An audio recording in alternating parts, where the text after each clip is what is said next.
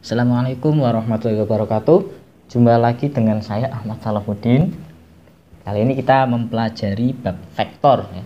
Ada beberapa poin yang akan kita pelajari di bab ini. Pertama adalah definisi vektor ya. Kemudian yang kedua adalah vektor satuan, dan yang ketiga adalah nanti kita akan mempelajari cara mencari besarnya vektor ya. Yang terus kita akan mempelajari penjumlahan dan pengurangan vektor atau yang kita sebut resultan vektor, dan yang terakhir adalah perkalian vektor. Tapi di video kali ini kita hanya akan mempelajari 3 poin saja. Yang pertama adalah definisi vektor, vektor satuan, dan yang terakhir besarnya vektor. Oke, kita langsung saja ke poin pertama, definisi vektor. Apa itu vektor? Nah, di fisika itu kalau kalian ingat, besaran di fisika itu dibagi menjadi 2 jenis. Yang pertama adalah skalar, yang kedua adalah vektor. Nah, bedanya apa? Skalar itu adalah besaran yang hanya mempunyai nilai atau besar ya, hanya mempunyai nilai atau besar. Kemudian yang vektor itu selain mempunyai nilai atau besar, dia mempunyai arah. Nah, contoh besaran skalar itu contohnya misalkan massa ya. Massa itu hanya mempunyai nilai, misalkan massanya sebuah benda masanya 3 kg ya. Besarnya aja. Berarti besarnya berapa? 3 kg. Nggak ada arahnya 3 kg kemana, nah nggak ada. Tapi kalau vektor itu ada nilai dan ada arahnya. Contohnya adalah kecepatan. Contoh kecepatan, misal contohnya sebuah benda bergerak 3 meter per detik ke kanan. Nah, ini ada arahnya 3 meter per detik ke kanan. Itu contohnya. Ada banyak contoh besaran lainnya vektor, ada gaya, di sini ada percepatan dan lain-lain. Nanti akan kita pelajari di video-video yang akan datang. Oke, itu adalah vektor yang bisa dipahami ya. Kemudian lanjut ke poin selanjutnya, vektor satuan. Nah, vektor satuan itu apa? Secara definisi vektor satuan itu adalah vektor. Vektor satuan itu adalah vektor tapi yang besarnya adalah satuan. Jadi vektor satuan itu adalah vektor tapi nilainya 1. Nah, terus fungsinya apa? Fungsinya itu hanya untuk menunjukkan arahnya saja, arah sebuah vektor. Contoh, biar lebih jelas saya gambarkan seperti ini. Misalnya ini ada koordinat kartesius ya. Ada sumbu X, ada sumbu Y. Kemudian saya gambarkan sebuah vektor. Nah, untuk menggambar sebuah vektor itu gambarnya seperti ini, misalkan nih. Nah, ada vektor seperti ini.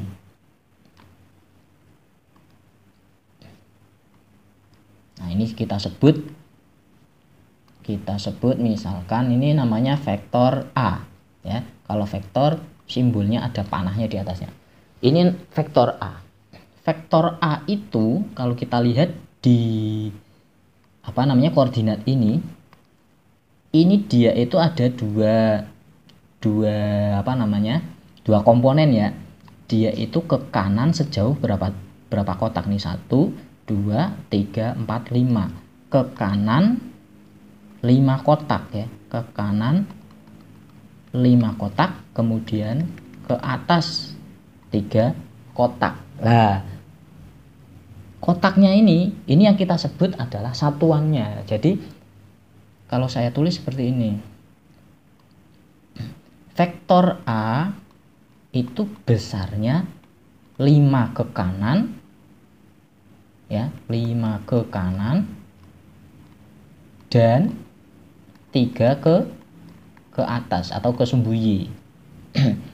Nah, untuk ini kan nulisnya kan terlalu panjang. Nah, ini untuk kesepakatan para fisikawan. Nah, untuk vektor satuan itu biasanya misalkan koordinat X, Y, atau nanti kalau 3 dimensi ada Z.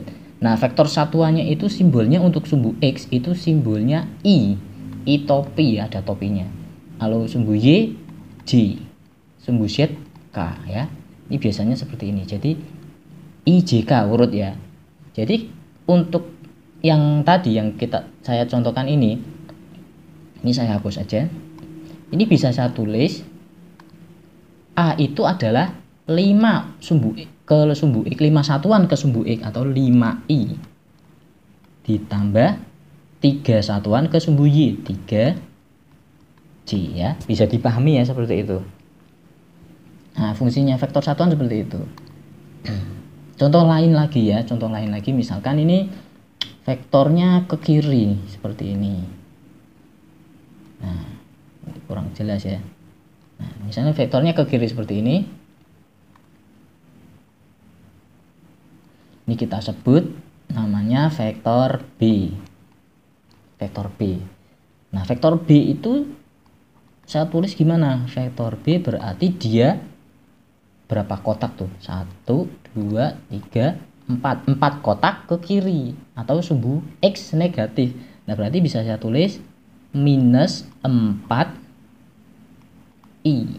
Nah, seperti itu. Nanti kalau 3 dimensi ya berarti tinggal tambahkan yang K-nya saja. Misalkan contoh nanti kalau untuk menggambarnya saya agak kesulitan ya nanti untuk 3 dimensi.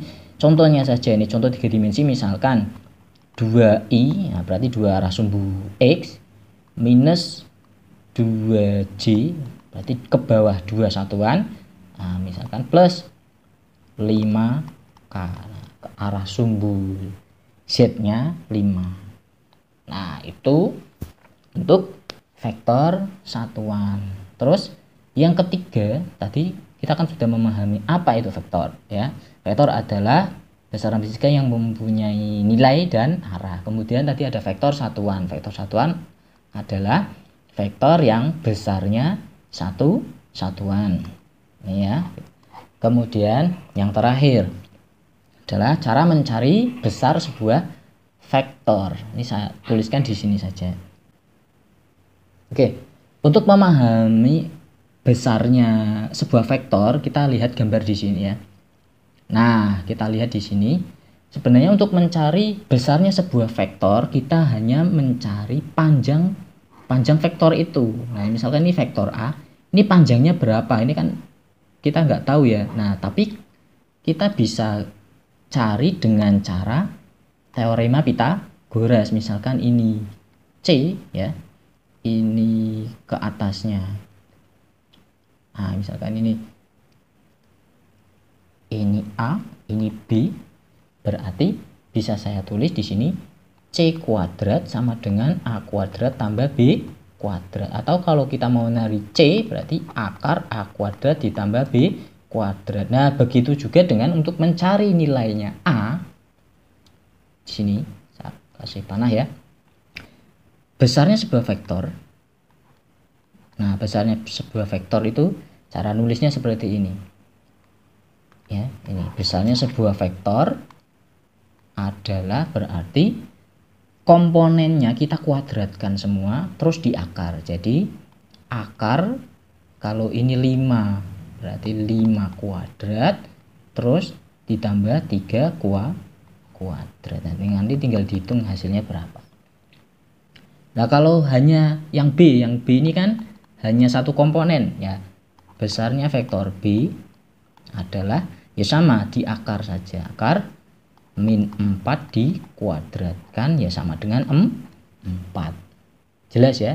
Terus kalau 3 dimensi ya sama, berarti semuanya dikuadratkan. C sama dengan akar 2 kuadrat ditambah min 2 kuadrat ditambah 5 kuadrat.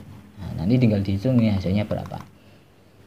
Nah, itu untuk mencari sebuah besar sebuah vektor. Jadi tinggal di akar kuadrat saja, dijumlahkan masing-masing komponennya.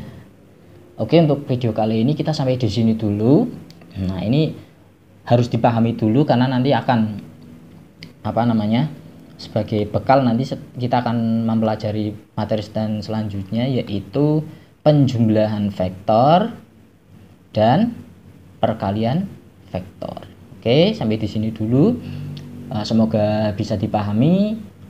Kita lanjut ke video selanjutnya. Selamat belajar. Assalamualaikum warahmatullahi wabarakatuh.